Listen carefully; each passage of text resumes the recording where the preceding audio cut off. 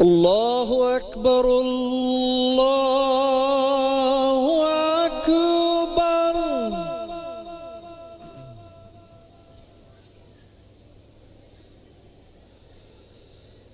الله أكبر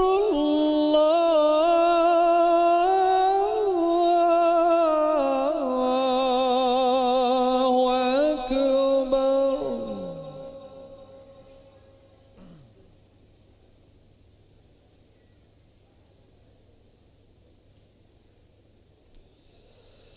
أشهد أن لا إله إلا الله.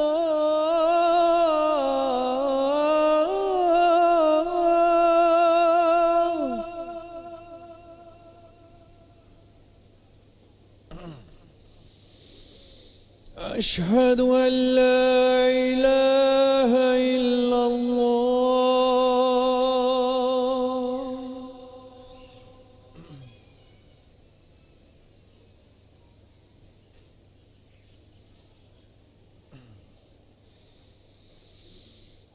أشهد أن محمدًا رسول الله.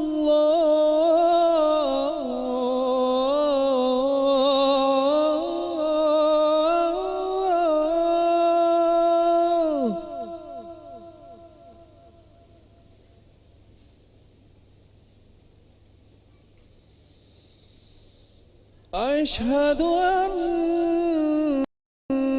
محمدًا رسول الله.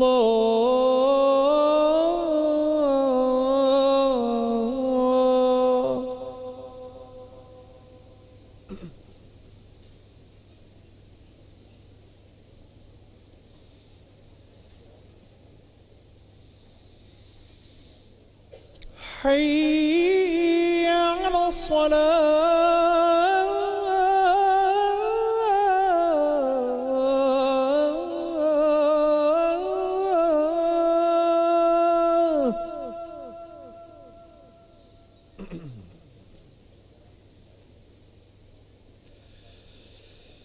حي على الصلاة.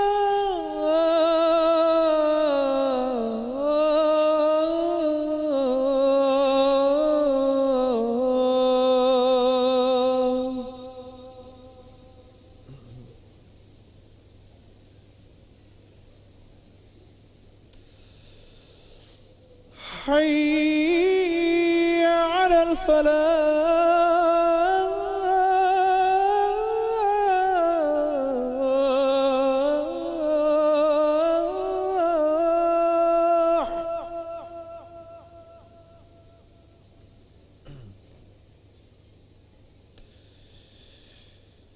حي على الفلاح.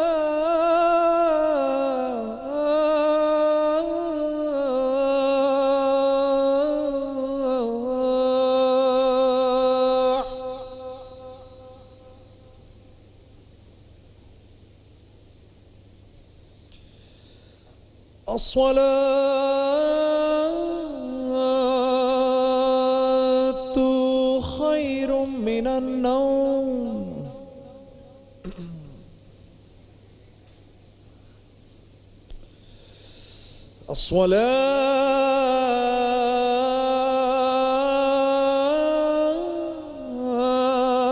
الصلاة خير من النوم.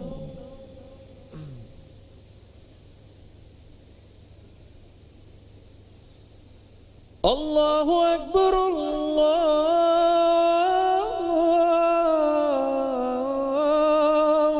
أكبر.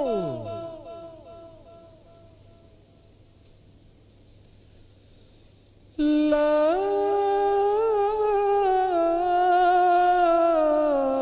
إله إلا الله.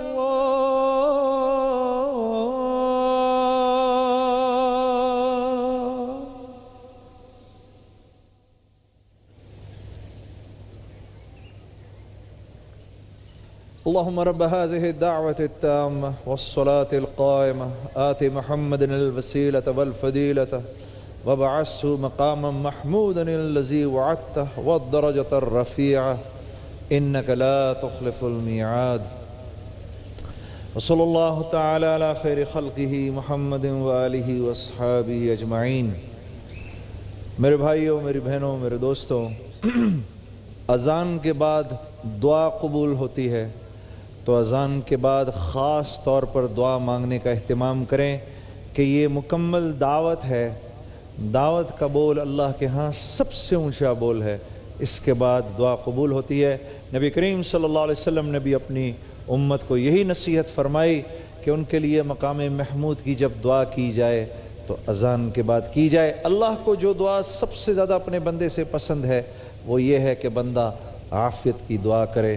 اللہم انی اسألک العفو والعافیۃ فی الدنیا والآخرہ، اللہم انی اسألک العفو والعافیۃ فی الدنیا والآخرہ، اللہم انا نسألک العافیۃ فی الدنیا والآخرہ برحمتک یا ارحم الراحمین۔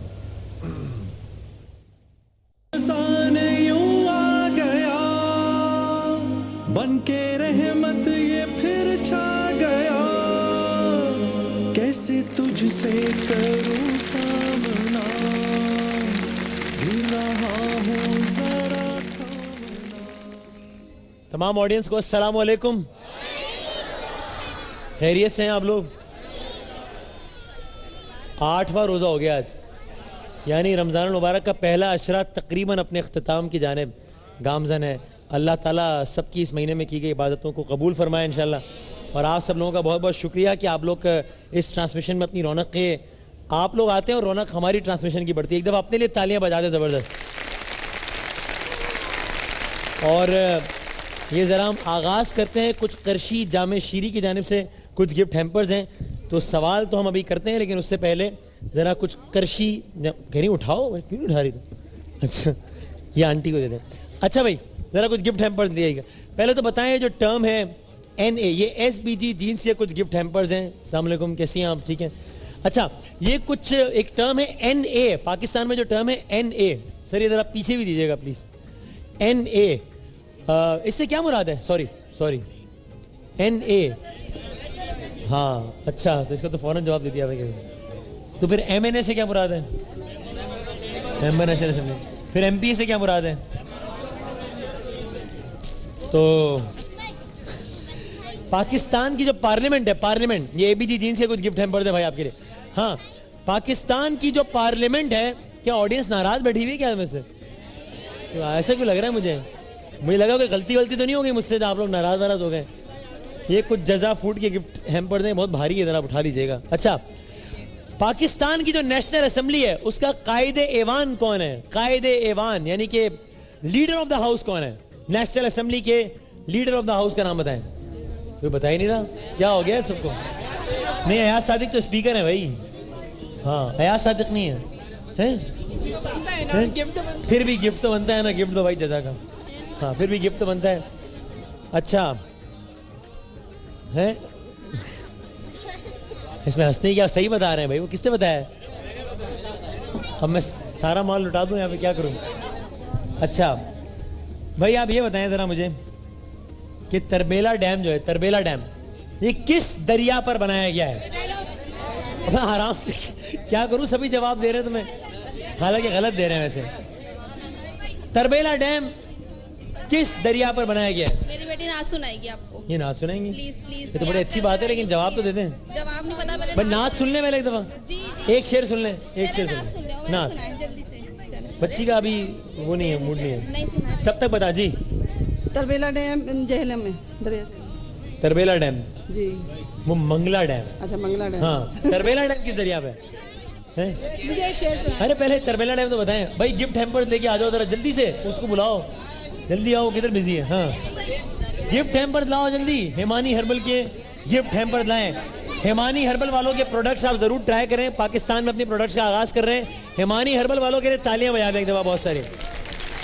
اوپر جا رہا ہوں، اوپر میں یہ پوچھنے جا رہا ہوں کہ السلام علیکم، کیسے ہیں آپ لوگ؟ خیریت سے؟ کٹ ہی نہیں ہوا ہے کیمرہ بھی سے۔ منگلا ڈیم تو بتا دیا میں نے، دریا جہلم پر ہے۔ تربیلا ڈیم کو بتا ہی نہیں رہا کس دریا کی، کس دریا پر بلٹ ہے۔ یہ کچھ ہیمانی ہربل کے گفٹ ہیمپر دیتے ساتھ ساتھ جی۔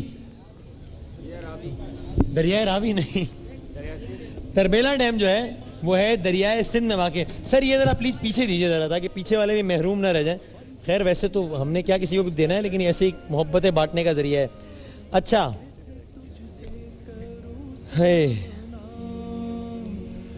اکبر آل آبادی کا شعر سنا دیں مجھے کوئی. اکبر میں نے کوئی ڈونلڈ ٹرمپ کا نام لیا جو آپ لوگ اس طرح عجیب و غریب طریقے سے دیکھ رہے ہیں مجھے ہیں. اکبر آل آبادی کا کنفرم نہیں بتا, نہیں کنفرم بتائیں نا. اکبر آل آبادی کا شعر سنائے بھائی ہیں. نہیں سننے کو کہ عجیب و غریب شعر ہوا پھر ہم سب مل کر کہیں گے عجیب عجیب. نہیں آگے چلو آگے چلو. اچھا سنا دیں, سنائیں جلدی سنائیں. کہ محمد سے وفا تو ہم تیرے ہیں, یہ لہو چیز ہے کیا لوہے قلم تیرے. سبحان اللہ جزاک اللہ. یہ کچھ میزان چاہیے کہ گفٹ ہیمپر دیں ذرا ایک منٹ پہلے. میں وہ کہہ رہے ہیں انعامات بانٹ دیں, پہلے سوالات نہیں کریں. وہ کہہ رہے ہیں کہ انعامات بانٹ دیں. اچھا جی ڈی جی خان کن الفاظ کا مخفف ہے آنٹی؟ ڈی جی خان سے مراد کیا؟ گفٹ تو آپ لے ہی لیں. ڈی جی خان سے کیا مراد ہے؟ وسیم بھائی شعر سنا. آپ کو کیسے پتا, ان کو نہیں پتا؟ میری امی دے دیں بھائی دے دیں. ہاں وسیم بھائی شعر سنانا. نہیں پہلے بتائیں ڈی جی خان سے کیا مراد ہے بھائی. ڈی جی خان ان کو بتائیں ہیں. ڈیرہ غازی خان. اور ڈی آئی خان سے کیا مراد ہے یار بتا. اچھا ڈی جی خان کا ہے. ڈی جی خان جو ہے پاکستان کے کس صوبے میں ہے؟ آئی تھنک سرحد. سرحد یا پنجاب. کوئی ایک بتائیں بھائی. سرحد.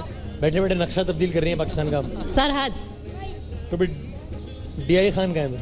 آئی don't know. D G Khan ہے پنجاب میں اور ڈی آئی خان ہے کے پی کے میں. پاکستان کرکٹ بورڈ کے موجودہ چیئرمین کا نام بتائیں. پاکستان کرکٹ بورڈ کا چیئرمین کون ہے؟ کون ہے کون ہے؟ زکا اشرف. وہ میرے بچپن میں تھے بھائی, بہت پرانی بات ہو گئی. تو جواب تو دیں, جواب بتائیں پہلے. آپ کے لیے ایک شعر سناؤں. میں مائک پکڑ رہا ہوں, میں مائک مجھے. اچھا سنائیں. اجالے اپنی یادوں کے ہمارے ساتھ رہنے دیں, اجالے اپنی یادوں کے ہمارے ساتھ رہنے دو, نہ جانے کس گلی میں زندگی کی شام ہو جائے. اس کا مجھ سے کیا تعلق ہے اس شعر کا بھائی؟ مطلب اچھا شعر ہے بہت, لیکن اس کا مجھ سے کیا تعلق ہے؟ آپ نے پی سی بی کے چیئرمین کا نام بتائیں. بتائیں کون ہے؟ باجی رقیہ بتائیں. کیا بتاؤں آپ کو, کیا پوچھیں گے آپ؟ میں آپ سے پوچھتا ہوں خیریت سے, آپ ٹھیک ہیں؟ ہاں آپ بتائیں. میں اللہ کا شکر. اور کیا گھر پہ آج کیا بنا کھانے وانے میں؟ گھر پہ آ جائیں پھر پتہ چل جائے. اچھا ابھی میں یہاں سے اپنے گھر نہیں جا پا رہا, تو میں بہنوں کے گھر پہ کیا جاؤں؟ میرے گھر چلیں. پی سی بی کے چیئرمین کا. اچھا چھوڑیں, آئی سی سی کے صدر کا نام بتائیں. انٹرنیشنل کرکٹ کونسل یعنی کہ آئی سی سی کے صدر کا نام کیا ہے بتائیں. میزان چاہیے کچھ گفٹ ہیمپر دیں. آئی سی سی کے. آپ ٹیلی فون میں بات کس سے کر رہے ہیں؟ میں بات کر رہا ہوں. میں بات نہیں آپ سے کہہ رہا ہوں, فون پہ آپ بات کر رہے ہیں, میری بات ہی کرا دیں. انکل ایک ٹیلی فون پہ اہم ڈسکشن کرتے ہوئے انکل پکڑے گئے اور بہت اہم امور پہ بات ہو رہی تھی. جی ان دونوں کے ایک جیسے برقعے ہیں, ایک جیسے برقعے ایک جیسے. تو میں کیا کروں؟ ایک برقعے انعام دو. ایک ہی تھان سے کپڑے خریدنا ہوگا. گفٹ دے دیں. گفٹ کیوں, اس کی وجہ کیا تھی؟ ایک ہی جیسے برقعے پہن کر آئیں کہ گفٹ لینے کے لیے. سستا مل رہا تھا, ڈسکاؤنٹ میں مل رہا تھا, تو ایک جیسے. نہیں وہ ایک جیسے والے کا نام کہیں اور ملتا ہوگا. وہ بھی ہمارے بھائی ہیں اور ہمارے بڑے اچھے دوست ہیں. بلکہ اچھا ایک منٹ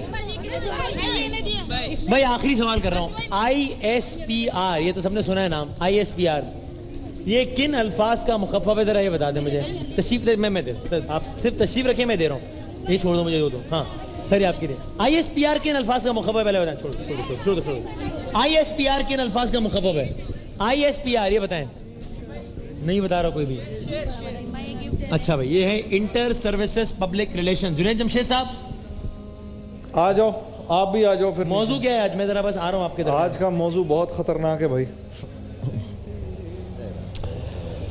علماء کرام ہمارے ساتھ, اور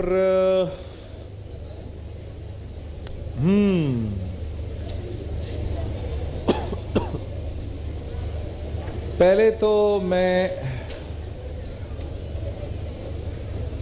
عزیزان گرامی, اس وقت تک ہم کو اتنے سارے سوالات مل چکے ہوتے ہیں اور یہ ہمارا بہت ہی ایک انٹرسٹنگ ڈسکشن ہوتا ہے ہمارا علماء کرام کے ساتھ. تو پہلے میں مفتی پہلے میں علامہ کمیل علامہ تقی مہدوی صاحب اصل میں آپ کے بھائی صاحب کا ہمارے ساتھ ہر وقت ہی ہوتے ہیں, وہ ان کا نام ہی میرے منہ پر چڑھا ہوا ہوتا ہے. ایک ہی بات ہے. جی اللہ خوش رکھے. اچھا حضرت یہ ایک کوشچن ہے کہ روزے کی حالت میں, اور یہ کل ہم نے اس پر ذرا ڈیٹیل میں ہم بات نہیں کر سکے تھے, یہ روزے کی حالت میں یہ جو وقت گزاری کے لیے جو فلمیں دیکھی جاتی ہیں اور کہ میرا روزہ کٹے, اس سے کوئی مضر اثرات بھی پڑ سکتے ہیں روحانیت پر, اور یہ کہاں تک یہ ایک صحیح بات ہے کہ 3 فلمیں لائی گئیں اور بیٹھ کے سارا دن فلمیں دیکھی گئیں, نماز نہیں پتہ کب آئی اور افطار کے وقت آئے, کھانا کھایا اور چلے گئے. صحیح. اعوذ باللہ من الشیطان الرجیم, بسم اللہ الرحمن الرحیم. بہت واضح سی بات ہے کہ اس کے اندر روزہ انسان کو کس طریقے سے گزارنا چاہیے. مولا امیر المؤمنین حضرت علی بن ابی طالب علیہ السلام ارشاد فرماتے ہیں کہ کم من صائم لیس لہ من صیامہ الا الجوع والظما.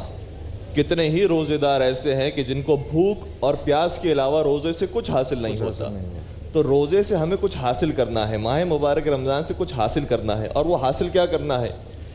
پیغمبر اسلام صلی اللہ علیہ وسلم نے ماہ رمضان کے آنے سے پہلے خطبہ ارشاد فرمایا ہے, اور اس خطبے کے اندر 12 سے 14 باتیں ایسی ہیں کہ جس کا بار بار تذکرہ فرمایا کہ اس ماہ مبارک رمضان میں تمہیں یہ اعمال انجام دینے ہیں. ایک خطبہ طولانی خطبہ ہے, میں صرف اس کے ایک جملے کو عرض کرنا چاہ رہا ہوں. وہ یہ ہے کہ فرماتے ہیں فَاسْأَلُوا اللَّهَ رَبَّكُمْ بِالنِّيَّاتٍ صَادِقَةٍ وَقُلُوبٍ طَاهِرَةٍ أَن يُوَفِّقَكُمْ لِصِيَامِهِ وَتِلَاوَةِ كِتَابِهِ.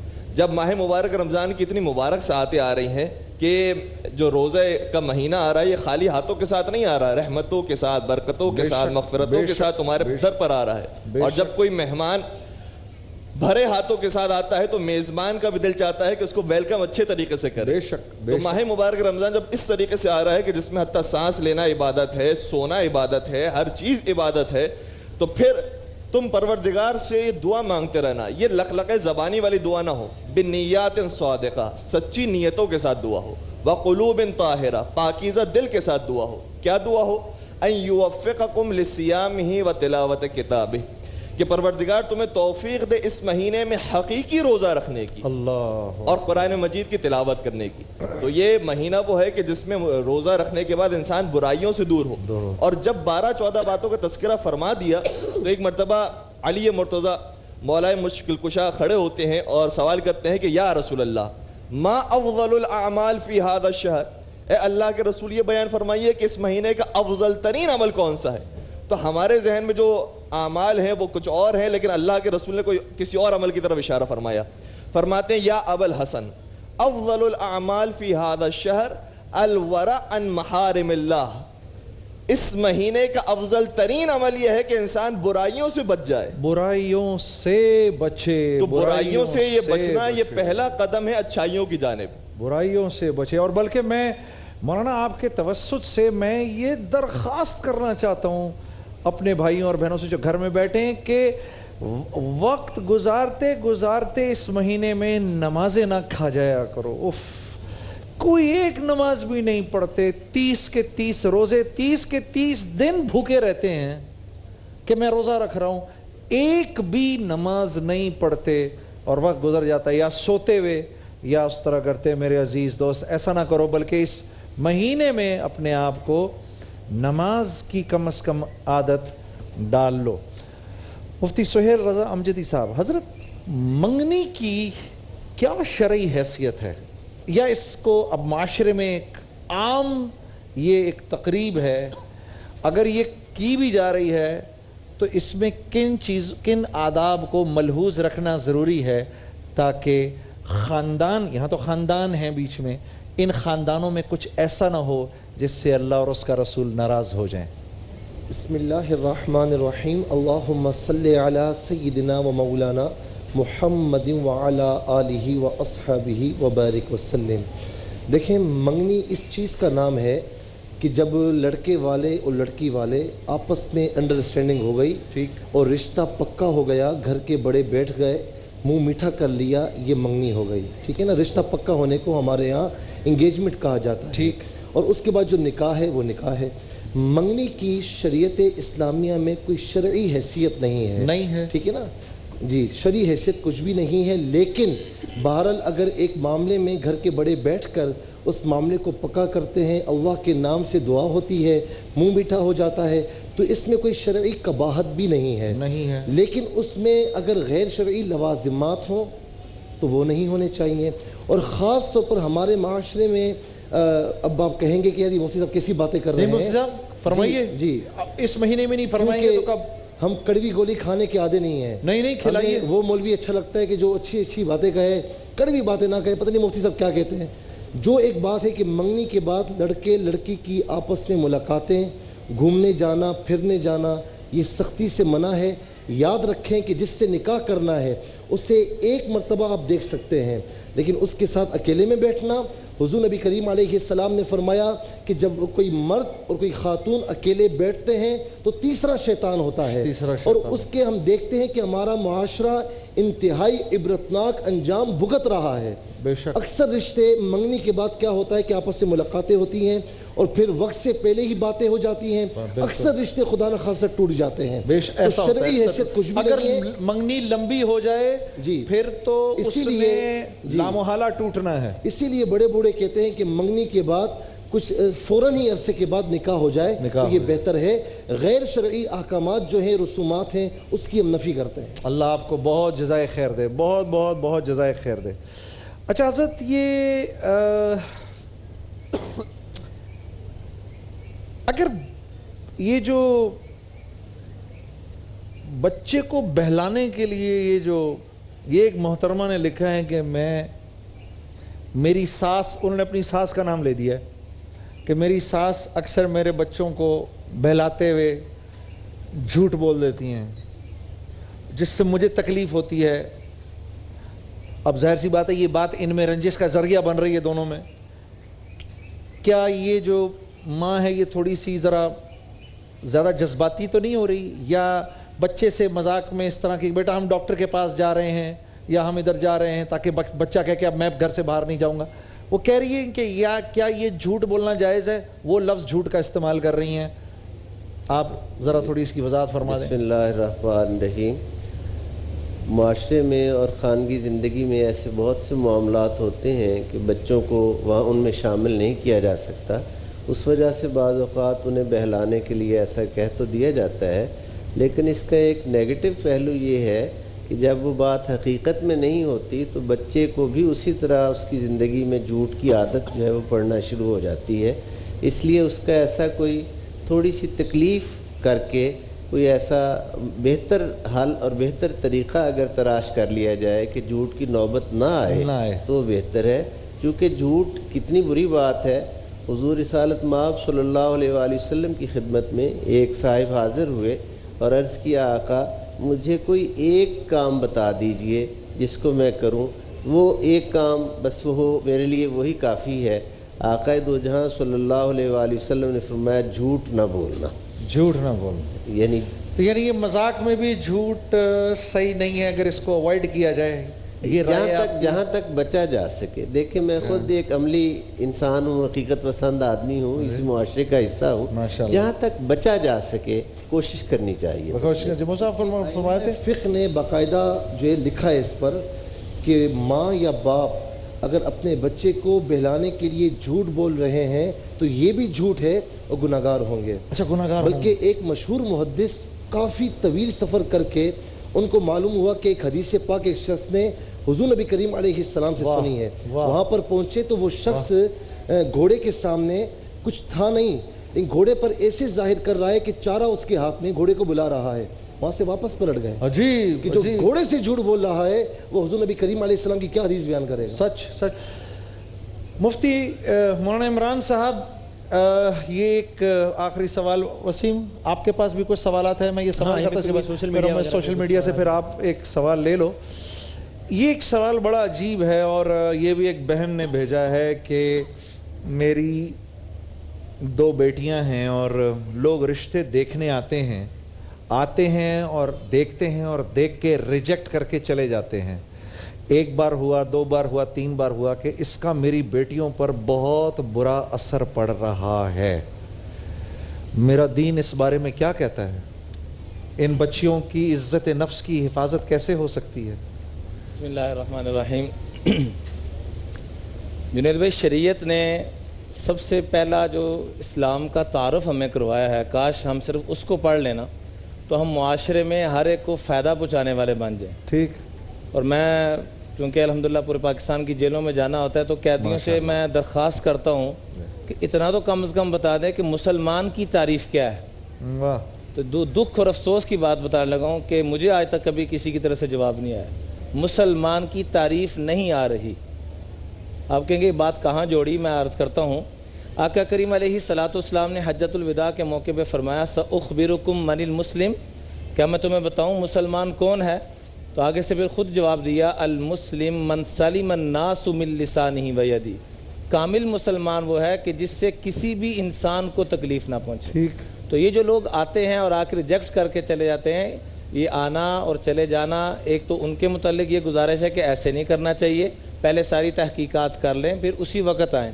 دوسرا جو ہماری بہن پریشان ہیں ان سے درخواست ہے کہ وہ ان فضائل کو سامنے رکھیں کہ حدیث پاک میں آتا ہے کہ آدمی کے پاس کوئی نیکی نہ ہو، صرف ایک نیکی ہو، منی بطولی یا من ہذہ البنات بشیء، بیٹی کی وجہ سے کسی موڑ پہ تھوڑی سی بھی ذہنی تکلیف پہنچی، بیٹے کی وجہ سے نہیں، بیٹی کی وجہ سے، تو آقا کریم علیہ الصلوۃ والسلام نے فرمایا کن لہ سترا من النار، تو اس کے جنت میں جانے کے لیے اتنا ہی کافی ہے. اللہ اکبر، کیا بات فرمائی آپ نے.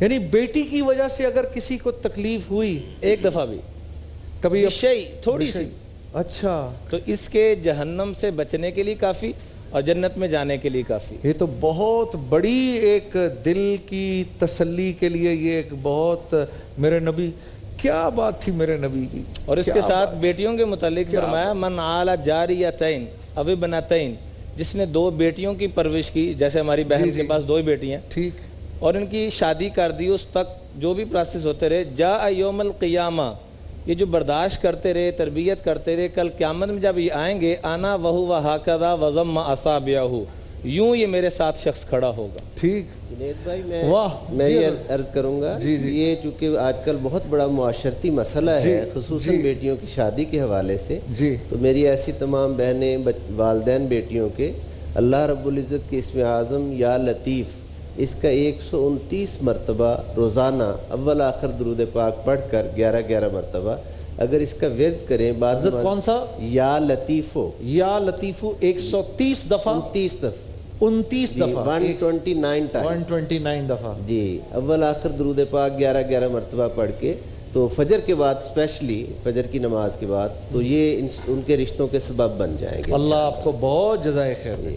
ہاں وسیم، سہیل صاحب بڑا وہ سیدھا سا سوال ہے لیکن معصومانہ سوال ہے کہ جو کہ انہوں نے لکھا ہے کہ جناب سنا ہم نے یہ ہے کہ چاہتے ہم یہ کہ قرآن مجید سمجھیں اس لیے اس کا ترجمہ پڑھیں، سنا ہم نے یہ کہ ثواب زیادہ تلاوت کرنے میں ہے. اب ظاہر اس کا آئیڈیل جواب دے کہ دونوں کریں وہ تو ٹھیک ہے، لیکن اگر سوال کو ان کا مزاج یہ بتا رہا ہے کہ اگر ترجیح کس کو دیں. واہ، بیوٹیفل، بڑا واقعی معصومانہ سوال ہے. یہ معصومانہ سوال سارے مفتی صاحب کے حصہ میں آتے ہیں. یہ وہ واحد سوال ہے جو معصومانہ بھی ہے اور عجیب بھی ہے. میں پہلے حضور نبی کریم علیہ السلام کی حدیث پاک پڑھ لوں. میرے آقا علیہ الصلوۃ والسلام نے فرمایا، ان کو معلوم تھا نا کہ یہ سوالات ہوں گے، تو فرمایا کہ جس نے قرآن کی ایک آیت پڑھی، سمجھی نہیں، ٹھیک، پڑھی، تو فرمایا کہ اس کے مقابلے میں کوئی شخص اگر 100 نوافل ادا کر رہا ہے تو 100 نوافل سے قرآن کی ایک آیت کا پڑھنا زیادہ بہتر ہے. ماشاءاللہ، پڑھنا یا سیکھنا. ماشاءاللہ. دوسری بات فرمایا کہ جس نے قرآن میں سے علم کا ایک باب سیکھا، اب ترجمے کا اور تفسیر کا معاملہ آ گیا، تو فرمایا کہ جو سیکھ رہا ہے اس کے مقابلے میں دوسرا شخص 1000 نوافل پڑھ رہا ہے، تو 1000 نوافل سے اس کا قرآن کے علم کا ایک باب سیکھنا زیادہ بہتر ہے. اچھا، قرآن ایک ایسی کتاب ہے، ایسی اللہ رب العالمین نے عظیم کتاب عطا فرمائی، اور رمضان سے ایک لنک بھی ہے اس کا، لازم و ملزوم ہے، شہر رمضان الذی انزل فیہ القرآن. اچھا، ایسی کتاب دنیا میں ایسی کوئی دوسری کتاب نہیں ہے، نہ آسمانی کتاب ہے نہ دوسری کتاب، جس کو دیکھنا بھی ثواب، جس کو چھونا بھی ثواب، جس کو پڑھنا بھی ثواب، جس کو سیکھنا بھی ثواب، جس کو سمجھنا بھی ثواب. اور جس کو آگے بیان کرنا بھی ثواب ہے. تو قرآن کے پڑھنے کا ثواب دیکھیں فرمایا کہ جس نے ایک حرف پڑھا، من قرأ حرفاً، ایک حرف پڑھا تو فرمایا کہ 10 نیکی ہے. پھر فرمایا کہ لا اقول الف لام میم حرفاً، میں نہیں کہتا کہ الف لام میم ایک حرف ہے، یہ 3 حروف ہیں. جس نے 3 حروف پڑھے تو 30 نیکیاں. لیکن بہرحال قرآن کو پڑھنا بھی چاہیے اور سمجھنا بھی چاہیے. پہلے پڑھیں گے، پڑھنا سیکھیں گے، پڑھنا آئے گا تو سمجھیں گے. صرف ترجمہ لے کر بیٹھ جائیں تو قرآن سمجھ میں نہیں آئے گا. دوسری بات، قرآن کو ترجمے اور تفسیر کے ساتھ پڑھنا ایسا ہے کہ ائمہ نے مثال دی کہ ایک شخص کے پاس کسی بادشاہ کا، بہت بڑے بادشاہ کا مکتوب آیا، لیٹر آیا. اب جیسے ہی اس کے پاس پہنچا، اس کے پاس لائٹ کا انتظام ہی نہیں ہے، روشنی کا انتظام ہی نہیں ہے، تو وہ کیا پڑھے گا، کیا سمجھے گا. اور فرمایا کہ ترجمہ اور تفسیر پڑھنے والا ایسا ہے کہ جس کے پاس بہت بڑے بادشاہ کا خط پہنچا، جب اس کے پاس پہنچا تو روشنی کا اہتمام تھا، اس نے پڑھا، اسے سمجھا بھی، اسے معلوم ہو گیا کہ اس کا بادشاہ اس سے کیا چاہتا ہے. عجیب عجیب. وسیم، ابھی ہم بات کر رہے تھے، بڑا ہی عجیب سوال آیا ہے، بہت ہی عجیب سوال آیا ہے میرے پاس. ایک نوجوان نے یہ لکھا ہے کہ میری شادی طے ہوئی اور مجھے لڑکی کی جو تصویر دکھائی گئی میں نے اس کو پسند کیا، اور جب میری شادی ہو گئی، میری 21 سال عمر تھی اور مجھے یہ بتایا گیا کہ لڑکی کی 19 سال عمر ہے. تو جب میری شادی ہو گئی تو جب میرے گھر وہ بیاہ کے وہ لڑکی آئی ہے تو وہ تصویر اس کی 11 سے 12 سال پرانی تھی، اس کی عمر 30 سال تھی. اور اس کے بعد ایک ہنگامہ ہوا اور آپ لوگ فرماتے ہیں کہ ملاقات نہیں کرنی چاہیے، ملنا نہیں چاہیے. اگر میں اس لڑکی کو مل کے اس کو دیکھ لیتا، ملاقات کر لیتا تو میں آج اس وبال سے نہ گزرتا. تقی بھائی، یہ ہماری گفتگو کے بعد اس نے سوال بھیجا ہے. دیکھنے کی ممانعت تو نہیں ہے. وہی میں چاہتا ہوں کہ آپ حضرات ذرا اس کی انٹریکشن ہو جاتا تو غلط فہمیوں کے امکانات کم ہوتے ہیں. اگر بسم اللہ الرحمن الرحیم. فقہ جعفریہ کے حوالے سے بھی اور باقی شاید تمام ہی فقہوں کے اندر یہ فتویٰ موجود ہے کہ اگر بات پکی ہونے والی ہے، لڑکے نے لڑکی کے بارے میں ساری تحقیقات کر لی ہے، لڑکی نے لڑکے کے بارے میں ساری تحقیقات مکمل کر لی ہے، تو پھر ایک ملاقات کرنے میں کوئی مذائقہ نہیں ہے. حتیٰ اس ملاقات کے اندر اگر خاتون اس طریقے سے آ رہی ہیں کہ ان کے بال بھی کھلے ہوں تو اسے ایک نگاہ میں دیکھنا تاکہ اندازہ ہو جائے کہ میں جس سے شادی کرنے کے لیے جا رہا ہوں وہ کون سی خاتون ہے اور کیسی شخصیت کی مالک ہے. چنانچہ ایسی ملاقات کرنے میں کوئی مذائقہ نہیں ہے، لیکن اس سے قبل ساری باتیں تقریباً طے ہو جانی چاہیے. کہیں ایسا نہ ہو کہ ہر ایک سے، جیسے ابھی پہلے مسئلہ جو آیا تھا اس میں یہی ہو رہا تھا کہ مسلسل ایک بیٹی کے پاس بار بار آتے ہیں رشتے اور وہ دیکھ کر چلے جاتے ہیں. تو افراط اور تفریط دونوں طرف سے ہمارے لیے مسئلہ ہے. ہمیں اعتدال کا راستہ اختیار کرنا ہے کہ اگر دیکھنے کے لیے آ رہے ہیں تو اس وقت دیکھنے کے لیے آئیں کہ جب باقی سارے معاملات پورے ہو چکے ہوں. ورنہ دوسری طرف سے جہاں آپ نے پہلے مسئلہ بیان فرمایا تھا تو خود بیٹیوں کی فطرت ایسی ہوتی ہے، لڑکیوں کی فطرت ایسی ہوتی ہے کہ جو لڑکوں کے اندر نہیں پائی جاتی. وہ کون سی فطرت ہے؟ وہ ہے جذبات، وہ ہے احساسات. وہ احساسات جو بیٹیوں کے اندر پائے جاتے ہیں وہ بیٹوں کے اندر نہیں پائے جاتے. اگر بیٹوں کو کہیں پر لے کر جائیں اور انہیں رد کر دیا جائے، لڑکے فیل بھی ہوتے رہیں تو ان کو اتنا فرق نہیں پڑتا. لیکن لڑکی اگر ایک مرتبہ فیل ہو جائے تو اس کی آنکھوں کی لڑیاں جاری ہو جاتی ہیں. تو لڑکیوں کے اندر جذبات بہت زیادہ ہیں، لہٰذا اس بات کا بھی خیال رکھا جائے. اور دوسری طرف سے دھوکے سے بچنے کے لیے خدا نہ خواستہ بعد میں کوئی پریشانی نہ ہو، اس سے پہلے اگر ایک مرتبہ دیکھا جا رہا ہے تو اس کے اندر کوئی مذائقہ نہیں. اس میں چھوٹی سی بات عرض کرنا چاہوں گا جی کہ جو شخص، کیونکہ میرے پاس شاید کو دن گزرتا ہو کہ طلاق کا مسئلہ نہ آتا ہو، ٹھیک، جو شخص استخارہ کرتا ہے، استخارے کا عام طور پہ سمجھا جاتا ہے کسی نیک بندے سے کروایا جائے یا کوئی خواب آئے گی. استخارے کا کوئی ایسا ایشو نہیں ہے. جو استخارہ کرتا ہے اللہ کے فضل و کرم سے اللہ اس کو پکڑ کے لے کے وہیں جاتے ہیں جہاں اس کے لیے خیریں ہی خیریں ہیں. ان ساری پریشانیوں سے بچنے کے لیے جس وقت موقع ملے 2 نفل استخارے کے پڑھے جائیں. جس وقت رات سونا بھی ضروری نہیں اور خواب بھی ضروری نہیں، جہاں بہتری ہوگی اللہ اس طرف اس کی رہنمائی فرمائے. یہ بہت ہی ایک امپورٹنٹ بات ابھی مولوی عمران بشیر صاحب نے فرمائی ہے کہ بھئی استخارہ، میرے عزیز دوستو، اس معاملے میں ضرور استخارہ کر لیا کرو، ٹھیک ہے نا. بیٹیاں بڑی نازک چیز ہیں، پھول ہیں، قیمتی چیز ہیں. جی، ایک تو یہ ہے کہ دیکھیں، دیکھنے کی ممانعت نہیں، ایک مرتبہ دیکھ لیں. اب باقی جو اس کی عادات اور اطوار کو معلوم کرنا ہے آپ کی والدہ محترمہ ہیں, آپ کی بڑی بہنیں ہیں, چھوٹی بہنیں ہیں, ان کو بھیج کر معلوم کروا سکتے ہیں. ٹھیک, مجھے لگتا ہے کہ میرے بھائی نے ایسے نہیں کیا. میرا خیال ہے کچھ ایسا ہی معاملہ. حضرت اللہ آپ کو جزائے خیر دے سب کو, کیونکہ وقت ختم ہو رہا ہے. میں ایک ساتھی نے ایک سوال بھیجا ہے, آخری سوال میں آپ سے کر لیتا ہوں کہ یہ سوچ کے کہ اللہ غفور الرحیم ہے, نماز نہ پڑھنا, یہ کہاں تک کی عقل مندی ہے؟ جو چیز اس غفور الرحیم نے خود فرض کی ہے اس کو نظر انداز کر کے اس کی مغفرت اور رحمت سے آس لگانا یہ حماقت نہیں تو اور کیا ہے. بلا شبہ وہ غفور الرحیم ہے, لیکن جو چیز اس فرما رہا ہے, حکم دے رہا ہے اور متعدد بار حکم دے رہا ہے, اور اس کے پیارے حبیب صلی اللہ علیہ وآلہ وسلم اس حکم پر عمل کر کے دکھا رہے ہیں, تو اس کے بعد ایسا سوچنا حماقت اور نادانی ہے. اللہ رب العزت مجھے بھی اور ان بھائیوں کو, عزیزوں کو, سب کو پابند نماز بنائے. پابند نماز بنائے. اللہ آپ چاروں حضرات کو جزائے خیر دے. دل تو نہیں بھرا, لیکن یہ ہے کہ ہماری ٹرانسمیشن کا وقت ختم ہوا چاہتا ہے. انشاءاللہ آج پھر افطار کی ٹرانسمیشن پہ میں اور آپ کے فیورٹ وسیم بادامی صاحب انشاءاللہ ہم پھر حاضر ہوں گے. یہ علماء کرام ہمارے ساتھ ہوں گے. افطار تک کے لیے اجازت دیتے ہیں, 2:30 بجے افطار کی ٹرانسمیشن تک کے لیے اجازت, 2:30 بجے تک کے لیے. السلام علیکم ورحمۃ اللہ. ماہ رمضان یوں آ گیا, بن کے رحمت یہ پھر چھا گیا, کیسے تجھ سے کروں سامنا, گر رہا ہوں ذرا